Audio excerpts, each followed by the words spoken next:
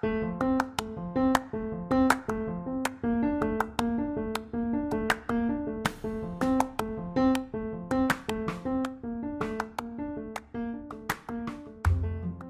going to talk about assessing speaking, and when I say assessing speaking, you might be thinking that I'm going to talk to you about rubrics or exams or something like that, but I'm not. We are going to talk about that, especially in your small groups with your RICE facilitators who brought some examples of rubrics and other activities, but we are actually going to be talking about corrective feedback and how to give students feedback on speaking in the classroom. So my first question is, why do we give students feedback on their speaking? What is our goal when we do that? We take it into consideration and improve. So they will take it into consideration. Our hope when we give them some sort of feedback is that they notice there was a problem and then they do something about it. That is the goal, right? So my next question would be, well, what is a problem? What is an error? What is a mistake? How do we know what they are? And a lot of the time, if you look at the research on errors and mistakes, they actually differentiate between them. An error is something that is systematic and related to the internal knowledge of the speaker at that moment, what they know about the language. So you might see them make the same error over and over again because as far as their internal system is concerned, that's how their language works at that time. Whereas a mistake is more related to performance, like a slip of the tongue. You might not see them do it more than once. So that's just, if I use both terms, I wanted you to know what I was talking about. My next question for you is it okay to let students make errors or mistakes when they're speaking? Oh, I'm so glad that you said that. That's not always the answer I get when I ask that question. Yes, it is definitely okay because errors are evidence. They tell us exactly what's going on, right, in their mind, what their current internal state is of their language system, and also it's a natural part of the learning process that we shouldn't be afraid of. So, next question. What does a student who says, I bide, know about English? Rhetoric. You know that ED is the general rule. It doesn't know the exception yet for bide. Right. So a student who says, I bide, could possibly know more about the grammatical system of English than a student who says, I bought. Mm-hmm. And you don't know for sure that the student who says, I bought, has any knowledge about the past tense form without more information, right? And so the error actually tells you a lot about what that student knows right now. What does it mean when a student can conjugate a verb correctly in a controlled activity, for example, fill in the blank, but then when they conjugate it in an open-ended activity, they make errors or mistakes? What does that mean? Dissociation. On the message. Hmm? They're concentrating on the message so they don't have the grammar under control. Right, that's one part of it. We only have so much attention that we can give to something at one time, and if they're focusing on meaning in an open-ended conversation, that means they necessarily have less attention they can give to form in that moment because your brain is it's limited in your attention capacity. But it also means that maybe as your knowledge, if you gain more knowledge about something, at first you might have limited productive knowledge. So for example, if you're learning vocabulary, you might be able to look at an apple and say apple or the word in the language that you're studying. But then when they're trying to remember it in a different context or in a context they've never seen it before, creative use, it might not come as readily. So there's different steps, right? Abilities to use something beyond just knowing it, it's knowing it in different contexts, being able to use it in a context you've never seen it before. Yes. So just wanted to reiterate, progress to a higher level with a second language does not always mean there will be fewer errors. Sometimes it means there will be more errors or different errors that you've never seen before.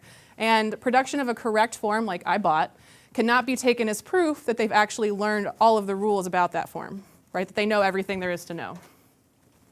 And as far as the student is concerned, being allowed to make errors and mistakes gives them opportunities to test hypotheses about the language. Maybe they don't think about it that way, but if a student makes an error, that might give them the opportunity to notice a gap in their knowledge when maybe the person they're talking to reacts because the meaning was off or the form was off and it changed what they said. So that gives them the opportunity in that moment to go, oh, there's a problem, I need to fix it. And so it could be meaningful for them in that way as well. Any questions so far? Okay. So I also wanted to talk about, and you all said yes about errors, so it makes me very happy. But also, people do tend to think that if we allow students to produce errors, they'll fossilize that form, and then they'll spread that error to other students, and then everyone will make that error together, right? Chaos. Everyone will say, I bide, and you won't be able to stop them. So, but actually, what the research has shown is that opportunities for freer communication, when the focus is not so much on correcting errors, did not cause learners to do less well on measures of accuracy. So being given that time for practice didn't take away what they already knew about the grammar. And maybe they'll make that error in open practice, but that doesn't mean they'll make it forever, right? So if you're focusing on both the accuracy and the open-ended practice, that's possibly the best approach, right? If you just give open-ended practice without the focus on form, that might be a different question. But when there's both, it's definitely helpful for them.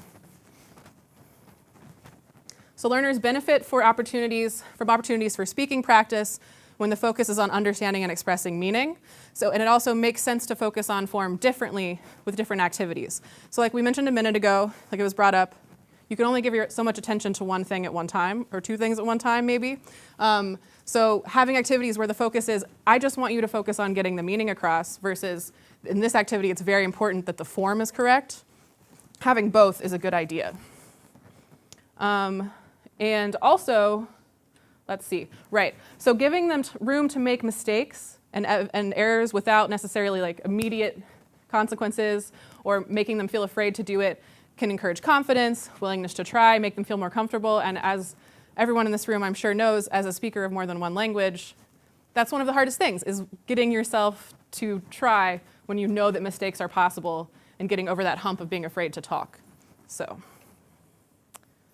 I want to talk about the types of corrective feedback that can be given when there's an error or a mistake. We already talked about when we give the feedback, our goal is that the students notice the mistake or the error and hopefully do something about it. So helping learners do their best does include feedback on errors, but it also doesn't mean that they should be expected to adopt that feedback immediately. I'm sure you all have the experience of correcting the same error over and over and over again, and that's natural. It's a natural part of learning. It's just how it's going to be. But the question is, my hope for what I want to give you today are some suggestions on how to provide feedback that might be more effective at helping them notice the mistakes and do something about it. So these are the different types of corrective feedback I'm going to talk about. I'm going to talk about each of them one at a time. The first one is explicit corrections, which is, while clearly indicating that there was something wrong, the teacher provides the correct form. And I'm going to give you a handout with everything that you're going to see about these different types on it, so you do not have to write this down. But an example, so we're going to work with this mistake as our example. So say a learner said, he say yes. Well, the explicit correction would be, no, not say, he says yes, right? So it demonstrate that it's wrong by saying no, not say, and you provide the correction, he says yes. A recast, which I think before I go on, we all do these at different times, right? They'll be familiar, so maybe you just don't know the terms. But a recast is, without clearly indicating that there was a problem, you reformulate it and you provide the correction. So you just say, he says yes, right? Student says, he say yes, he says yes. You don't say, no, that was wrong. You don't point it out other than that, you just provide the correct form. A clarification request is when the teacher indicates that the statement was not clear or comprehensible in some way, so you prompt the student to self-correct or rephrase. For example, he what? Right, which I do all the time. So, and then metalinguistic cues, when you reference the form or the issue relevant to the error without providing the correction. So this is when you directly point out the form. For example, what's the third person singular of say in English? I know I've done that before, so directly referencing something metalinguistic about the form. Elicitation, there's a lot of different types, but I'm going to talk about prompts because that's one of the ones that's most covered in the research. But a prompt is when the teacher restates the utterance and then you trail off when you get to the problem, right? So there's also probing questions like how do we say X in English, but a prompt would be like he, right? Where you sort of trail off and then they go, oh, that's where the problem was, hopefully, and then they say it correctly. Repetition is when you just repeat the phrase with the error, emphasizing the problematic area, and ask a question. So he say yes, and then hopefully they go, oh, no, he says yes, right? So these are the different options I want to talk about. So the question is, which one should you use, right? And a lot of these have all been studied in research and looked at. And the first question I would ask myself is, what is the goal of the activity? And sometimes I've even, on a lesson plan, if I have my activities, just marked next to them to remind myself which thing I would like to use at that time. Obviously, you can't do that every day. That's so much work. But just like to remind yourself, get into the habit for different types of activities, doing different things. I know my habit, without thinking about it, is to always prompt and clarification request. But you should switch it up, right? But that's what I do without thinking about it. I just go, I prompt over and over again. But the first question is, what is the goal of the activity? And then the second question is, well, what is the purpose of my correction at this moment in time while they're doing this activity? What do I want them to do about it right now? And so the reason why I would ask myself these questions is because it could possibly be, from the research, we know that the most important thing could just be varying the type that you use. Because giving a varied type, instead of just using one over and over again, doesn't let them get used to it. It might grab their attention more just because they're not expecting it to be varied all the time. And we know that different ones have different effects. And so one small change you could make would be to think about, can I use more than one type of feedback each day, right? That's one small change. And that would be, I think that is very effective. But also, the next question, and we're going to talk about these on the next slide, is how do we know it worked? Well, usually what they refer to in the research for knowing that it worked is uptake. It's when a student goes, oh, and then corrects it themselves, or shows some sort of recognition that they've been corrected. Uptake does not necessarily mean they're never going to make that mistake again. They probably will. But uptake is how we know that hopefully they notice the feedback. I will say that the research shows that students tend to take recasts as confirmation of meaning. So if they say he say yes, you go, he says yes, they go, yeah, that's what I said, and they keep going.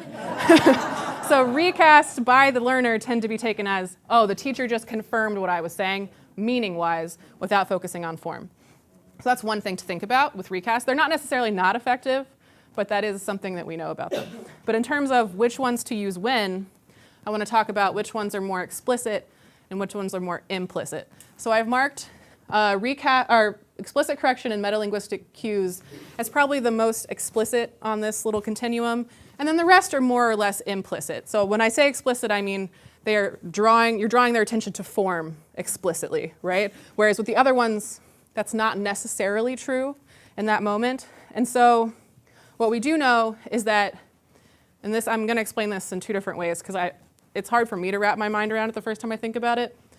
The more explicit types of corrective feedback may be more effective in contexts where their attention is on meaning, and implicit may be sufficient where they're already focusing on form.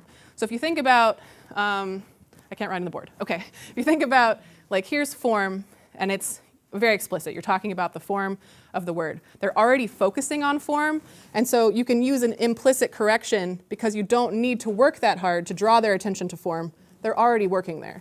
But if they're talking about if they're just having an open-ended activity, it actually may be more effective to use an explicit one because they're not thinking about form at that moment. So you're going to do a lot more work to draw their attention back to form.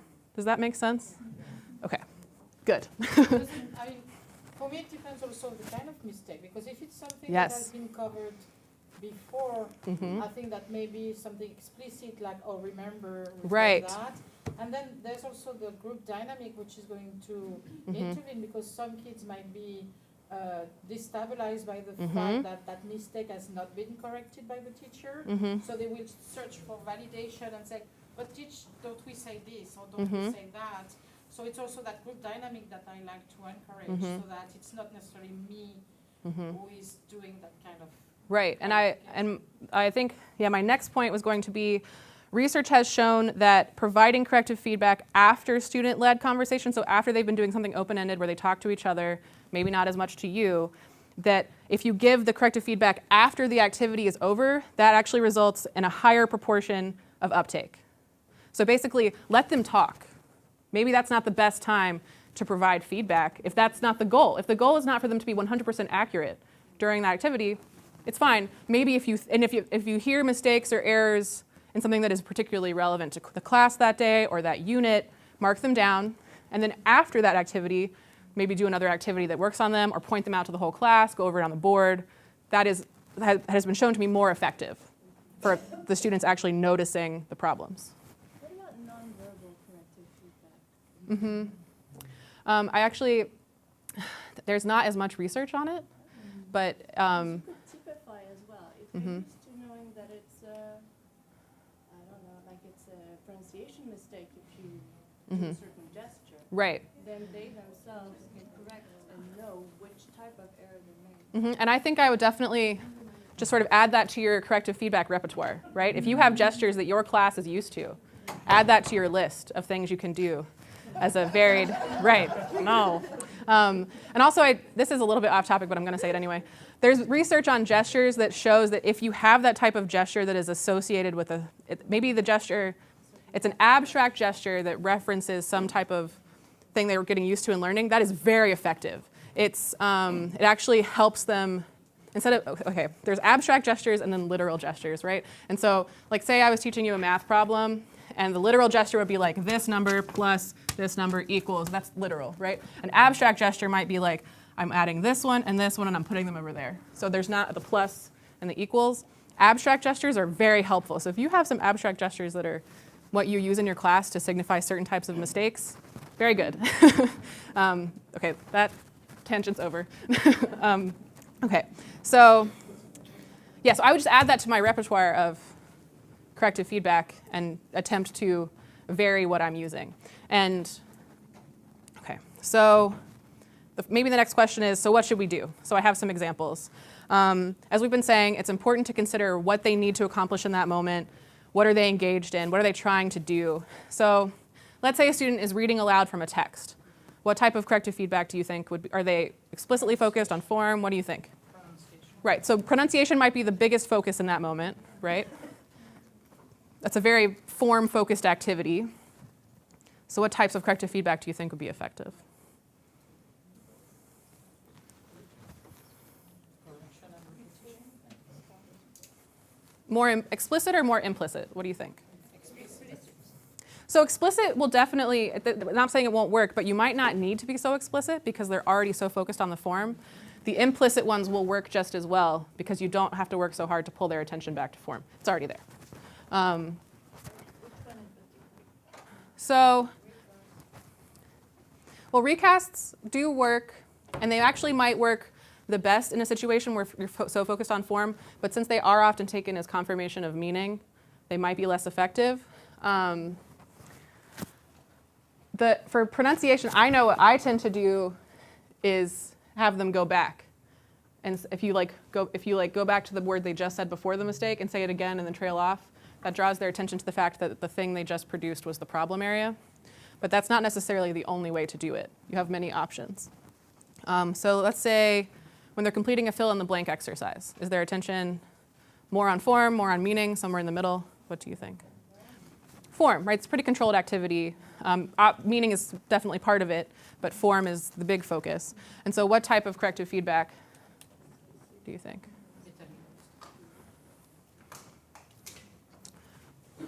So because they're already focused on form, really all of these would work, and the implicit ones will work just as well, is the idea, because they don't need to be dragged back to it. They're already at form. Because the explicit ones will, if you're not already focused on form, draw your attention back to it.